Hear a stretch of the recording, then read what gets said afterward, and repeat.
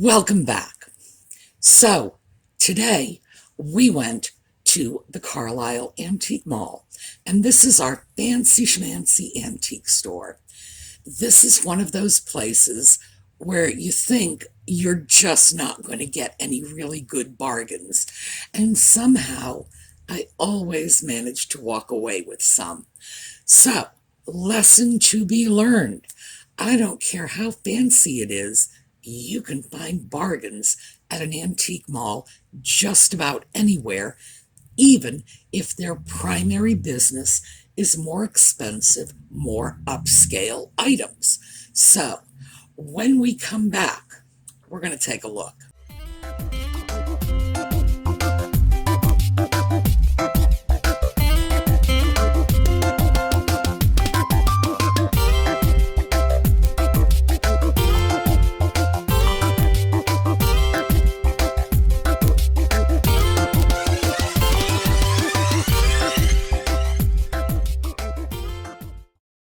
So, the first thing I want to show you before we even got to the antique mall is I stopped and snapped a picture of some lights outside another store nearby.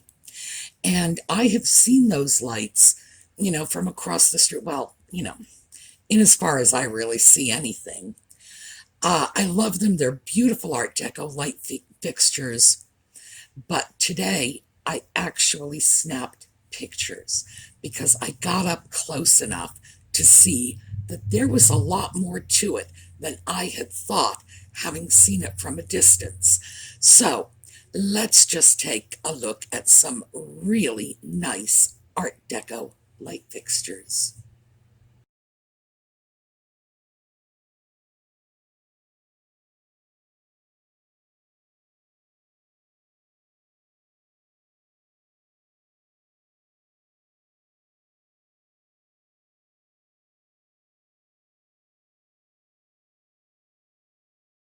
I have to say, I hope those people put a guard on their light fixtures because one of these days I may go out there at 2 in the morning with a screwdriver. Oh, am I in love?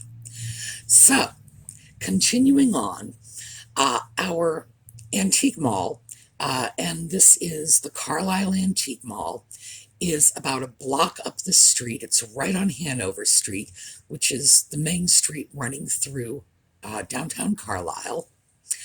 And I have to say, if I judged the places where I go to film based on the warmth of my reception between this place and Lutz Antiques, would I have a hard time choosing because I'm ordinarily welcome to film in most places, but this is a place that the manager really goes out of his way to make sure I understand that my presence there is very welcome. So you got to know when people go that far out of their way, you know you're going to be back. So I thought we would start off with a couple of pieces that we're not taking home. These are furniture pieces, and this antique mall has some really nice antiques from the Empire period. And I love this because ordinarily when I go out to antique malls, I'm not even talking about thrift stores or whatever, I'm talking about antique stores. I see Victorian, I see arts and crafts, I see turn of the century, I see things like that. Carlisle Antique Mall, I see older pieces from the Empire period, which is the early 1800s. These pieces are very distinctive. They're very easy to identify once you know what you're looking for. And of course, I want you to see them because we're talking about 200-year-old pieces. And if you can spot them, you can find yourself some serious deals because these pieces were built to last.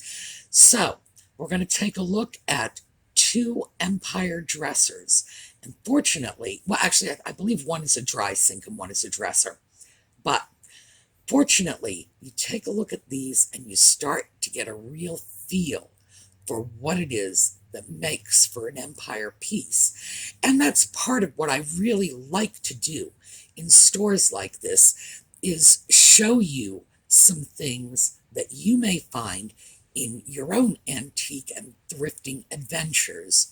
And if you do, and you can get good prices, keep in mind, yeah, a 200-year-old dresser is going to sell for good money.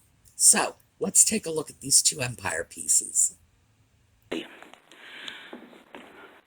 This is yet another empire piece. Very pretty empire dresser. See this drawer profile? Let's look at it on the side. Very classic empire.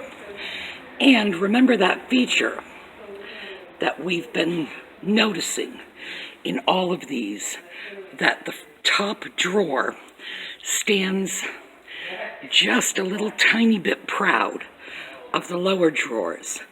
That is classically empire. Also, another feature you will usually see in empire pieces is wooden knobs.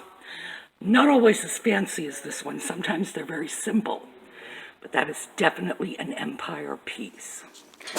Same booth. We can't see this one as well. Also empire a little later. This one has porcelain knobs. And notice here, let's take a look at the profile of that drawer.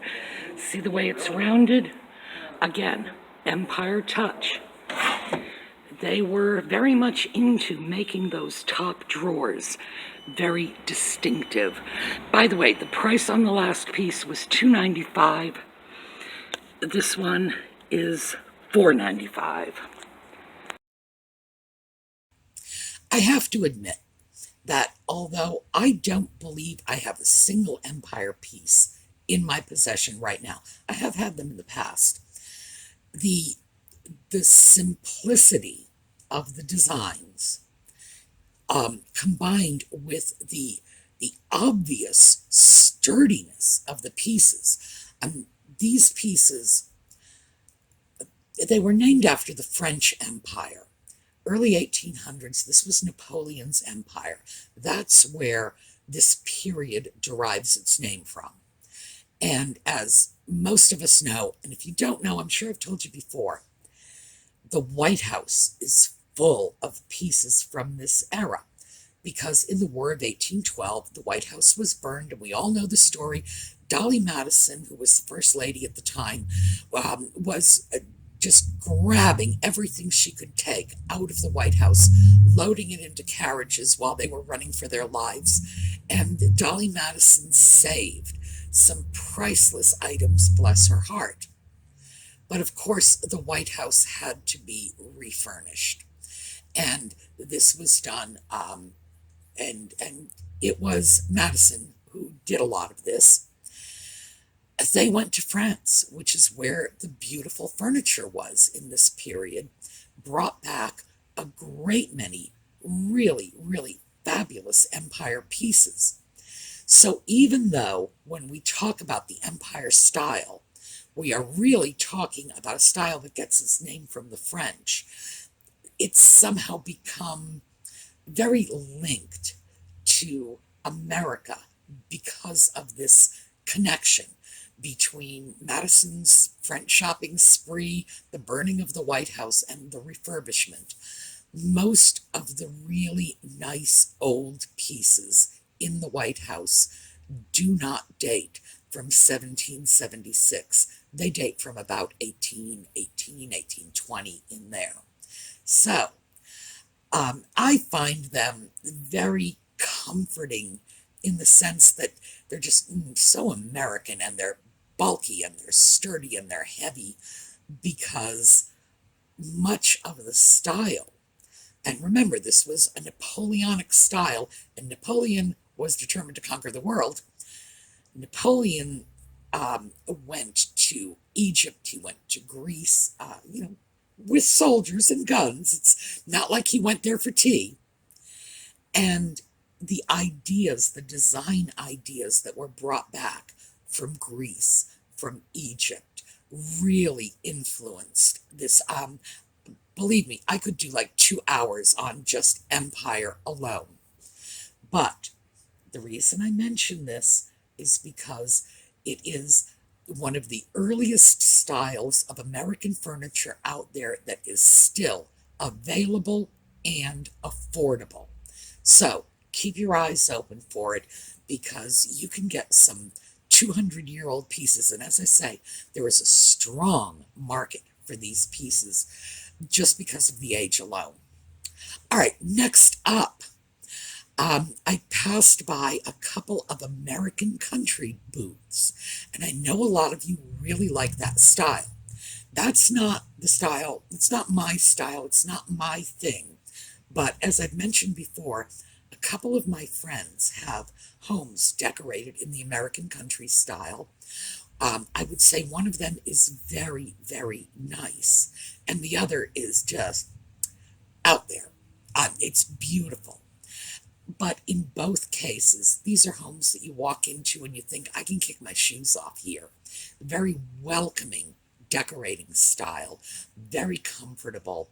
A lot of people like it.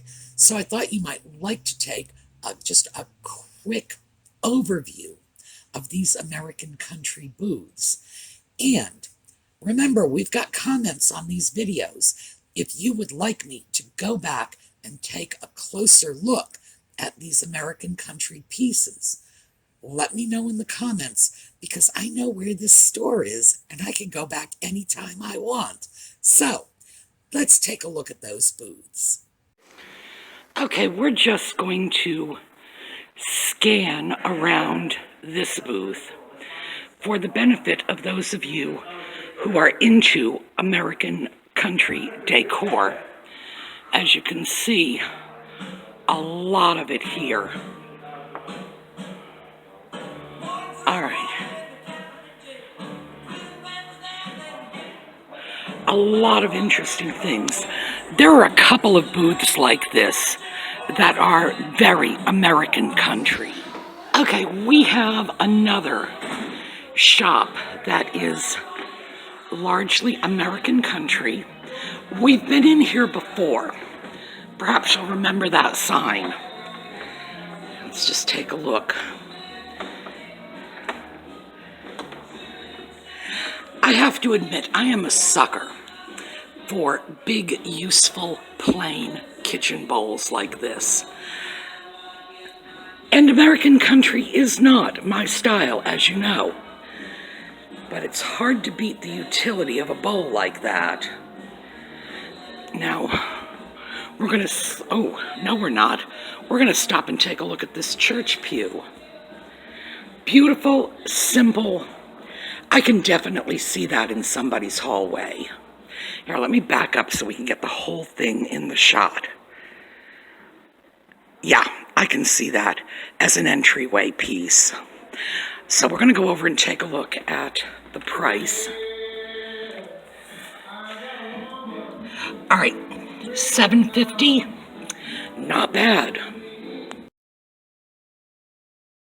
So one week came out of those booths, I headed for the stairs, went upstairs. And one of the things I love about this antique mall is they have selling spaces in what most of us we would consider dead spaces. Very nicely set up. They have large landings on the staircases, and they use that as little mini booths with cabinets and cupboards and whatnot. So as I was going upstairs, I found a new piece there. It wasn't there the last time I was there, because believe me, I would have noticed. Because, of course, we went from something that's really not my style. Like I said, I think it's beautiful in other people's homes, but it's not me. And then we found something that was me. A beautiful Streamline modern desk. So let's take a look. Well, we are in a stair landing. And as I've mentioned before, This shop uses stair landings as wonderful little alcoves, and we just passed through some American country shops, which I mentioned are not really my style. But this is Streamline Moderne, which is very much to my taste. Thank you very much. And what is our price? $3.25. Definitely a nice piece.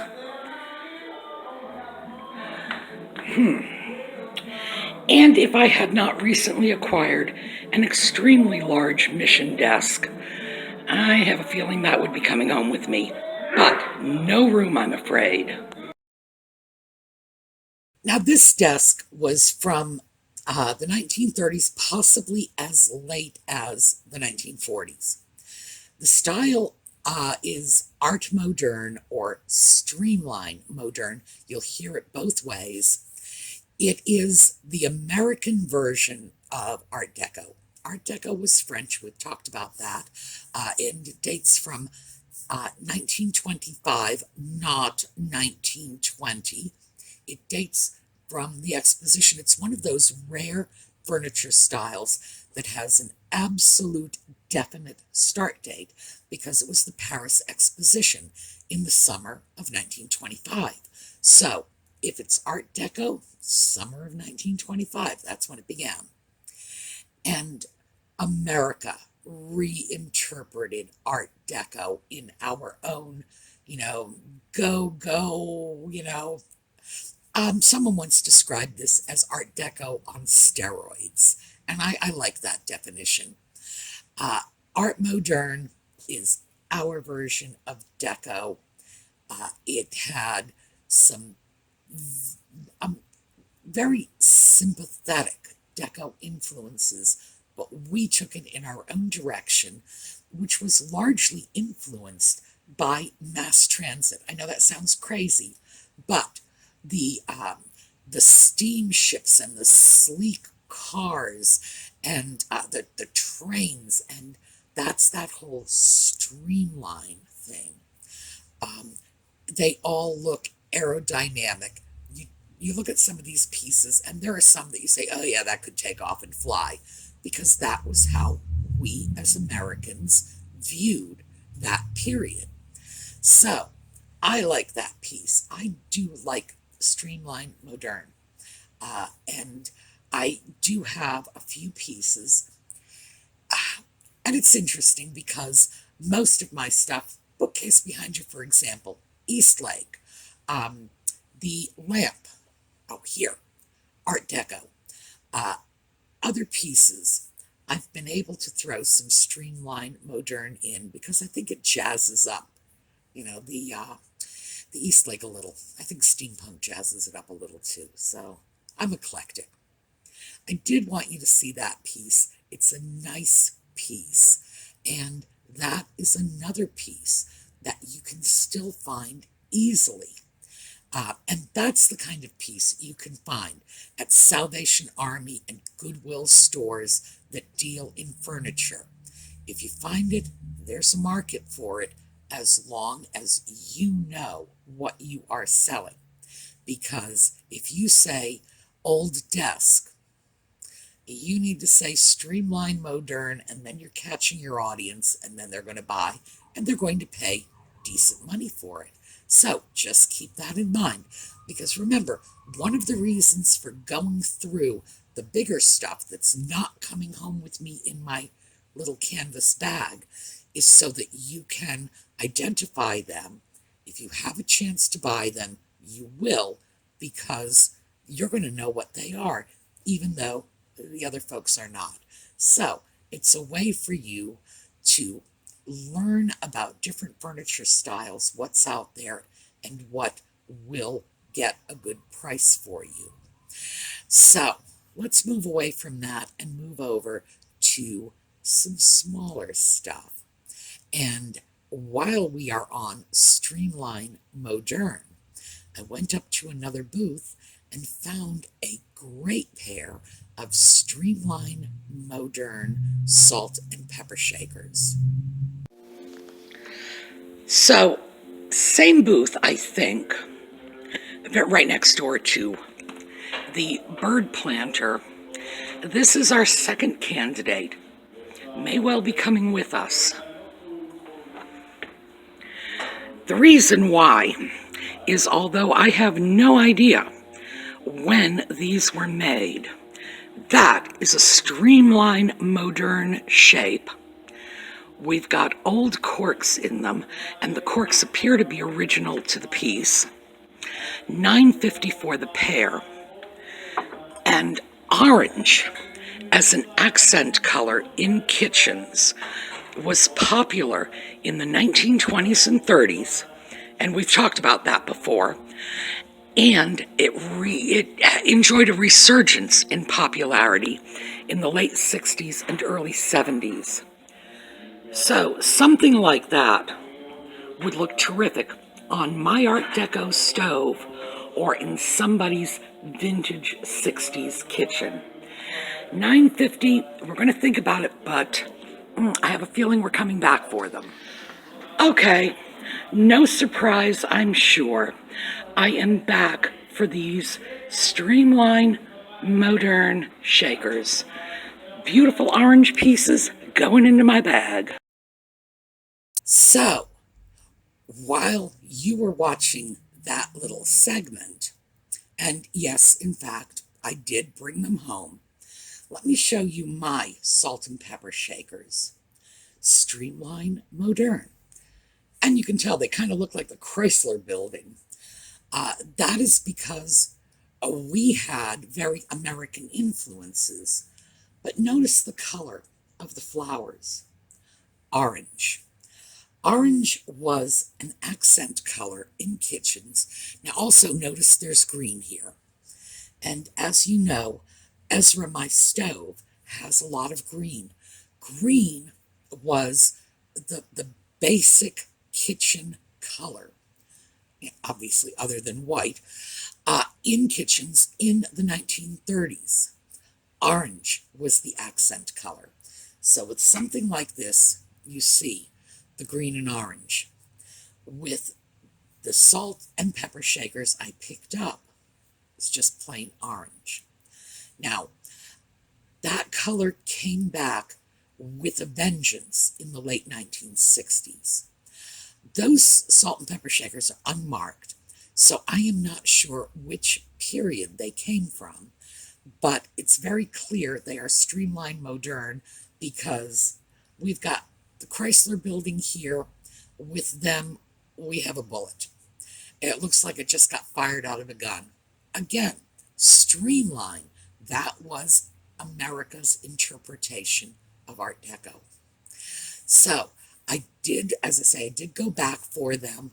I can't pass up modern pieces. I can't. That's my bad. But I'm not the only one who really likes this period. And as a consequence, I never have trouble selling Art Deco or Art Modern pieces. Art Deco tends to sell a little better. I think there's a certain cachet to the name, but Art Modern sells very well. So,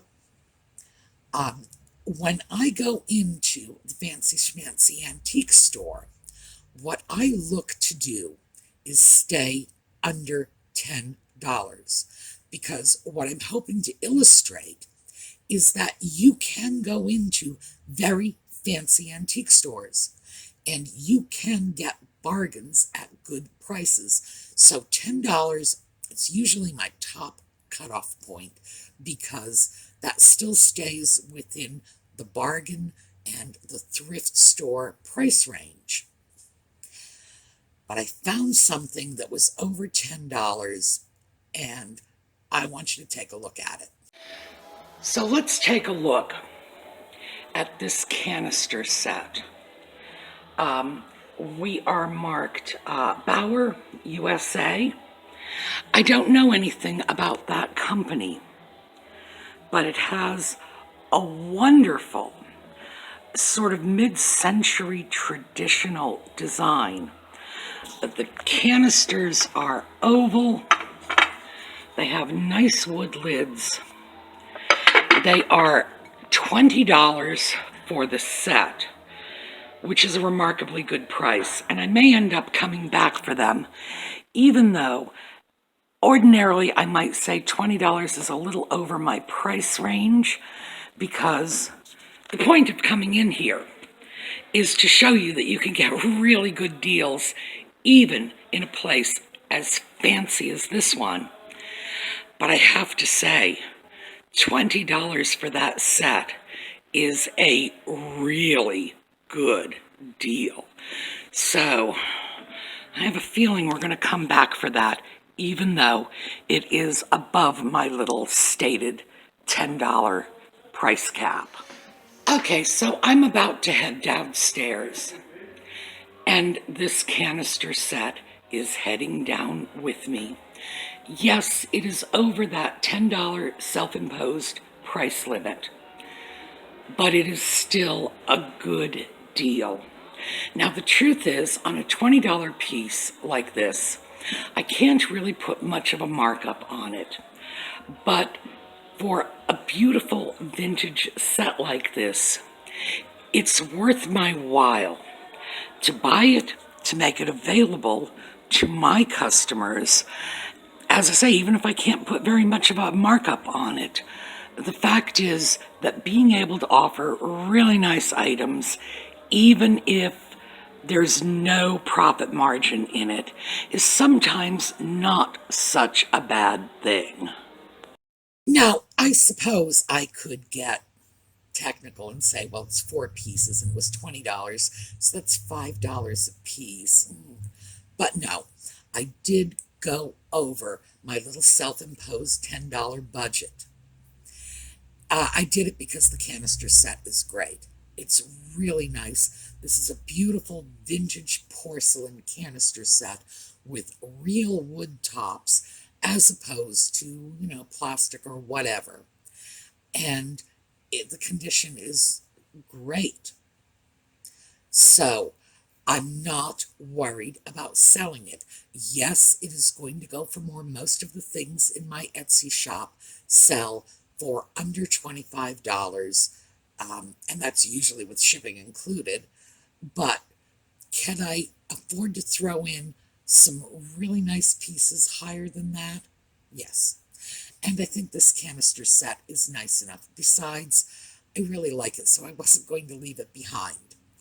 But nevertheless, I believe that a beautiful 4-piece canister set, and when you have the coffee, tea, sugar, flour, that's a complete canister set. So it's not like there's a piece that should have been there that isn't. A complete canister set like that is vintage, that is really attractive, at least I think so. For $20, that's a bargain. So, yeah, came home with me.